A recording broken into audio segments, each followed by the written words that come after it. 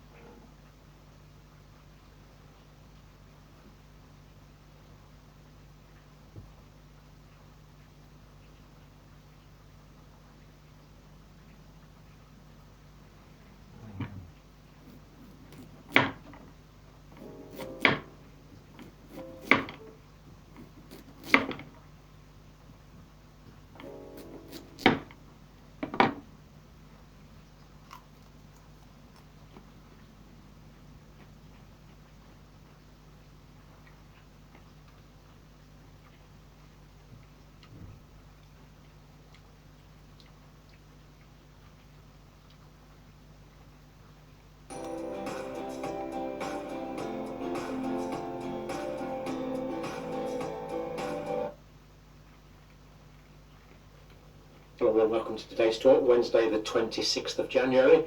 Now mostly today I want to look at the new round of the REACT study, which is the largest antigen study in the world, looking at large numbers of people in England. But just before we get on to that, I just want to do a quick orientation. So this is new daily confirmed cases per million people. Now we see countries that are very highly vaccinated, like Israel and Denmark, getting huge numbers of breakthrough infections. So there's no question that the Omicron symptomatic is smashing through the vaccine-induced defences. But it is important to remember, for people that have not had natural infection, the vaccine is vital to keep them out of hospital. So we need to keep that perspective. Now, so Israel, Denmark, very high cases per capita. France is going up. Gibraltar, also very highly vaccinated, of course, cases remaining high, I would say, in Belgium. In Gibraltar, and exactly the same figures as Belgium, coincidentally. Netherlands increasing with Omicron. United States, where it looks like things are just starting to go down in the United States, as we've looked at. Germany, they're still going up. United Kingdom, from that they're levelish, but we do believe, well, actually the United Kingdom's a bit complicated. It has been going down, but there's been just a little blip lately, a bit of an uptick lately, so we'll have to discuss that separately at some point. Ireland going down nicely, reflecting the short-lived Omicron wave in Ireland. Japan, Canada and India. And I haven't got it on that graph there, but New Zealand. When you look at New Zealand on this graph, it actually looks flat, but in actual fact there are some community cases in New Zealand now. And we'll be looking at some of the implications for that later on. But basically it means Omicron is going to spread around New Zealand. So if you're in New Zealand now, I would expect to be infected with Omicron over the next couple of months, is the likely scenario, I believe. So that was cases. Now hospitalisations. Now we see that the United States is still high, as indeed is France. Now in the United States it's partly the financial incentive that they get reimbursement if people are diagnosed with COVID when they're admitted, so they're certainly on the lookout for that because of the financial reasons, but it's also because of the comorbidities in the States causing high levels of hospitalisation. France, I think that reflects the increasing cases lately. Belgium, Canada, United Kingdom, hospitalisation slightly up in the United Kingdom. Israel, given the very high number of cases in Israel, relatively low, well, very low levels of hospitalisation really. Ireland, Denmark, Japan, Netherlands. So if, for example, just look at Israel there, so that's where Israel is in the sort of hierarchy of hospitalisations. Just a little bit below the UK at the moment, has been a little bit above. But when we look at the cases, wow, I mean, they're right up there. So we see that vaccination and previous infection is protecting against severe outcomes, which is good. Now, but as we'll see, it's not protecting against symptomatic disease, or as we have seen, we'll see that further. So this is the REACT study, real-time assessment of community transmission findings, round 17. So this has been done pretty well every month, every 4 or 5 weeks since the start of the pandemic. And it's the REACT 1. The REACT 1, as you'll probably remember, is the study of the antigens. That's the actual virus itself. The REACT 2 is the study of the antibodies, the body's reaction to the virus. But this is REACT 1, just looking at antigen levels. And it's quite clever. It's conducted with eVGENIY, which of course is the polling organisation. So a very professionally conducted study, funded by the UK government. Headline here: 65% of the infected said they had already had previously tested positive for COVID-19. So 65% of people who tested positive for Omicron in this wave reported that they had previously tested positive. So conclusive evidence here of reinfection. People are getting symptomatic disease. People are testing positive after previous infection, but they're much less likely to get hospitalised. Imperial College London, lots of references there. So the background here: rapid transmission of the SARS coronavirus 2 variant has led to the highest ever recorded case incidence levels in many countries around the world. As we've said, Omicron is the new pandemic. The real-time PCR test results: self-administered nose and throat swabs, randomly assigned throughout England, so it's a big study. They've got They sent out a lot more than this, but they've got over 100,000 results back. Patients or individuals from 5 years of age and over. Data here was collected between the 5th of January and the 20th of January 2020. And they're able to look at temporal, socio-demographic, geographical spread of the virus. They can look at all sorts. It's a really sophisticated study. They can look at viral loads, they look at the genome and the sequence data for positive swabs. So they can look at all things. So it's positive, in other words, they do a genomic analysis. So the results. Swab positivity was 4.41%. Now we have seen higher positivities in other countries, much higher in other countries, but this is the highest we've ever seen in the UK, or has been officially recorded. Threefold higher than it was in December 2021, which was Delta. So we see that basically there's massively more community transmission of Omicron, massively more, as we anticipated and as we've always maintained.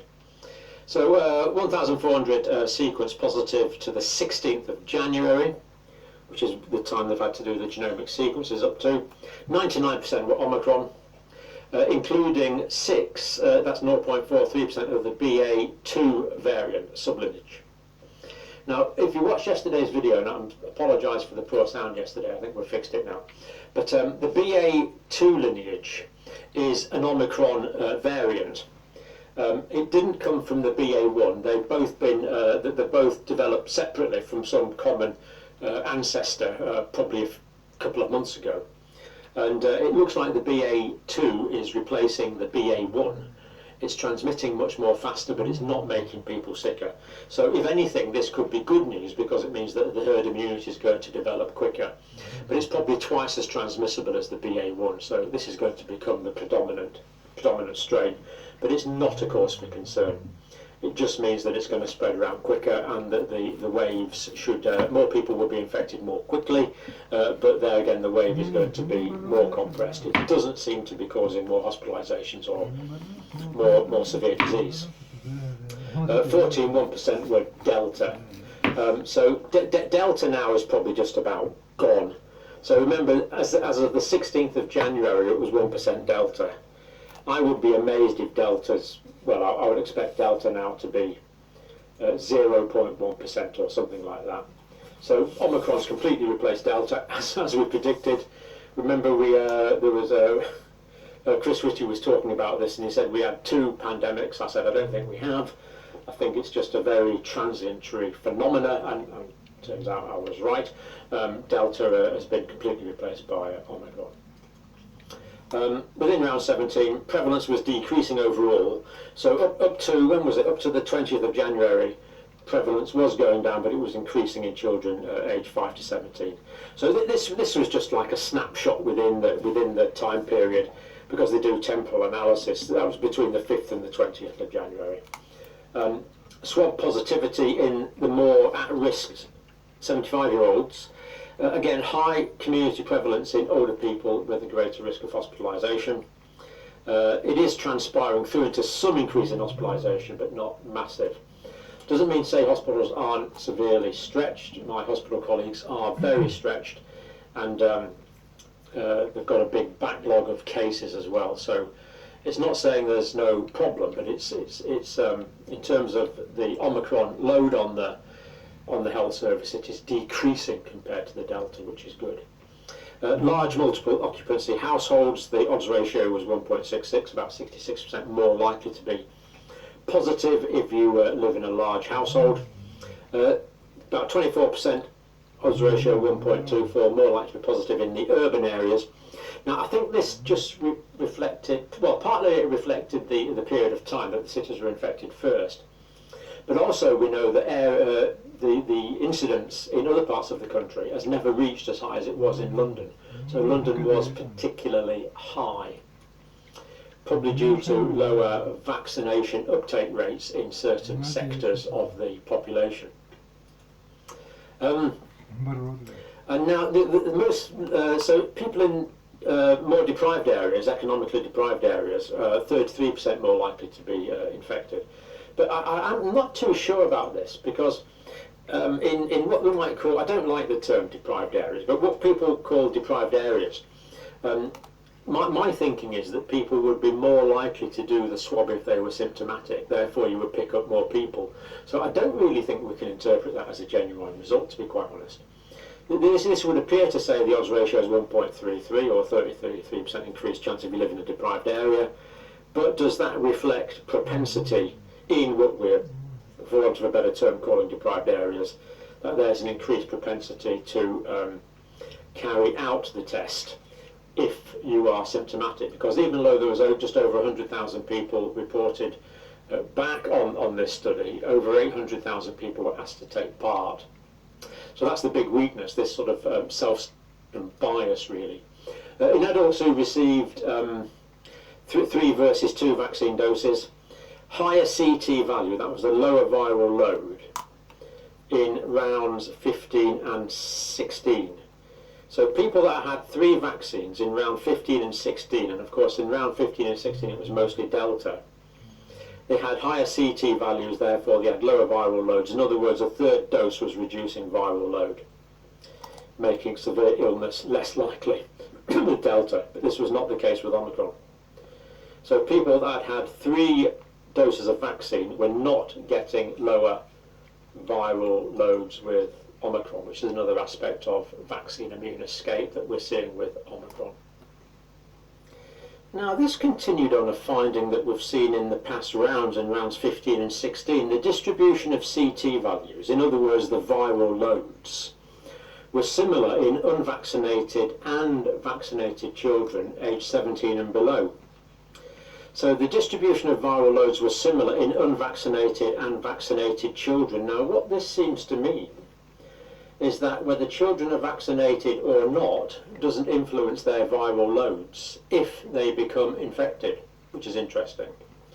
Because this means that if children are infected, whether they're vaccinated or not, is not going to influence significantly how much virus they're shedding, and therefore the likelihood that other members of the family will be infected. So that's an interesting point. Prevalence in those shielding was 3.43% of people shielding, and in those not shielding it was 4.61%. Now that's not a massive difference, given that these people are shielding and these people are not. That's not a huge difference between the two, indicating that you can't really, or at least this proportion of people couldn't shield themselves against Omicron because it's just so transmissible. And the BA2 is even more transmissible than the original Omicron. So shielding looks like it's no longer effectively shielding for that proportion of people.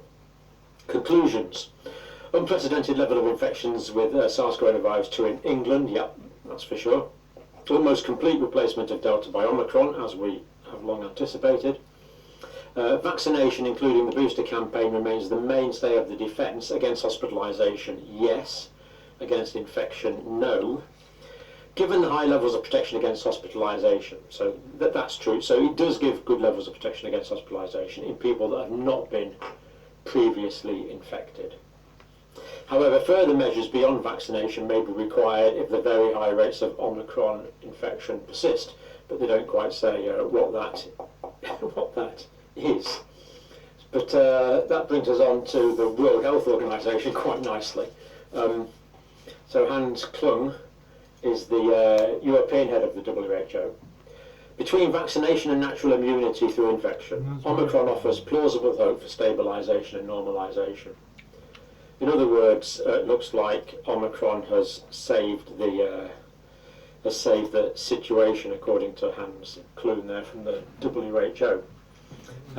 Good to see that he's not saying it's WHO advice that's taken, that's helped us out. It's just the fact that we've been sufficiently fortunate to have this Omicron wave. Dr. Tedros, though, the overall boss of the WHO, it's dangerous to assume that Omicron will be the last variant or that we are in the end game. Well, I think we are in the end game, actually. On the contrary, globally the conditions are ideal for more variants to emerge. Well, that is true, as we've seen with this Omicron subvariant, the BA2 has emerged. but it seems to have the same characteristics of Omicron, so we're not particularly worried. It's true that we'll be living with COVID for the foreseeable future. Yes, it is becoming endemic, at least for a period of time. And he says, Dr. Tedros says it's a preventable and treatable disease. Well, preventable? Well, I don't think it is preventable, Dr. Tedros, actually. I think the data we've just shown there on people shielding, if they can't prevent it in their shielding, then how can anyone else prevent it with anything like a normal life? So I disagree quite profoundly. I don't think it is preventable. And we know that vaccination doesn't prevent against symptomatic disease either. And to talk about treatments, the World Health Organization to talk about treatments really is a bit rich considering their track record on, shall we say, not encouraging certain treatments that have been proposed. So, but anyway, we report what they say. Now, Omicron in New Zealand, what is going on in New Zealand? We can do some video reports from New Zealand because it's hard to see what's going on really. We do know there's some cases, we do know there's some community spread. I'm anticipating that if you live in New Zealand you are going to be infected fairly soon, same as Western Australia of course, these places that have been closed off. Omicron will get through and will spread rapidly throughout these populations. Yeah. And the response of the government in New Zealand, I can't follow it all in detail, but I know that a lot of people in New Zealand are concerned. So this is from a concerned emailer in New Zealand. Now, I do know who this person is, but I haven't got permission to release their name yet. They may allow their name to be released, but I won't release it yet because I haven't got express permission to do so. There were many at the borders in the quarantine system, so lots of people were being caught but being quarantined. But now it's entered society. Very, very hard to quarantine Omicron if you're getting any people coming in and out of the country at all. So there is some community spread now in New Zealand, albeit limited. I think at the moment, from memory, it's about 12 cases.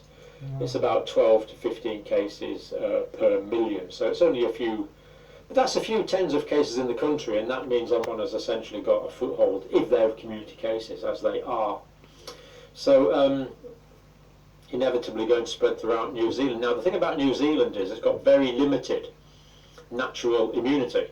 So they are depending on vaccine-induced immunity. Now that puts them in the same situation as Australia, and we have seen that that works to a large extent. So I am fairly optimistic about it. And of course the Omicron will give that extra boost of immunity that people get from natural infection.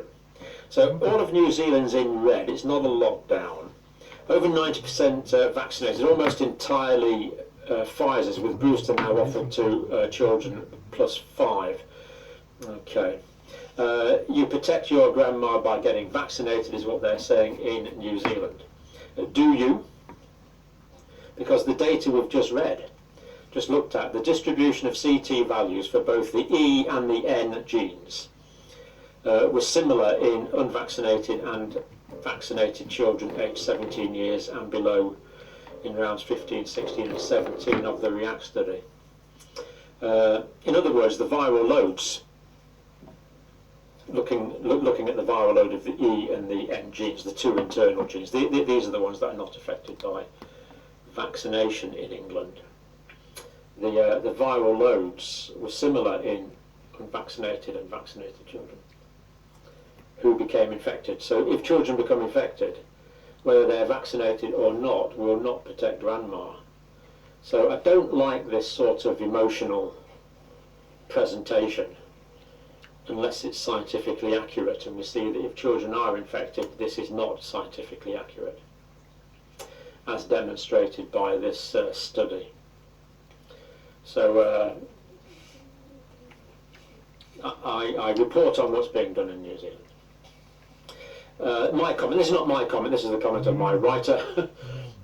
In order to have such high rates of vaccination, both government sources and media really created a false fear to do so. Sorry to hear that.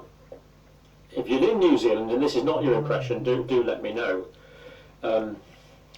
Almost bullied those who are not vaccinated with an informal narrative that the unvaccinated could spread while the vaccinated do not. So this old idea that you get vaccinated to protect those around you in the age of Omicron is less accurate, to put it mildly, than it was in Delta. The reason to get vaccinated in New Zealand is to protect yourself from hospitalisation. So let's just, I would much prefer to be honest about that. People in New Zealand are no more stupid than the people in England. We respond to truth and reason, not to information which could be construed as being one-sided. We were told that the government has a contract for Novavax as well as Pfizer. Now this is a bit spooky. What's happened to Novavax protein-based vaccines? Why are we relying entirely on the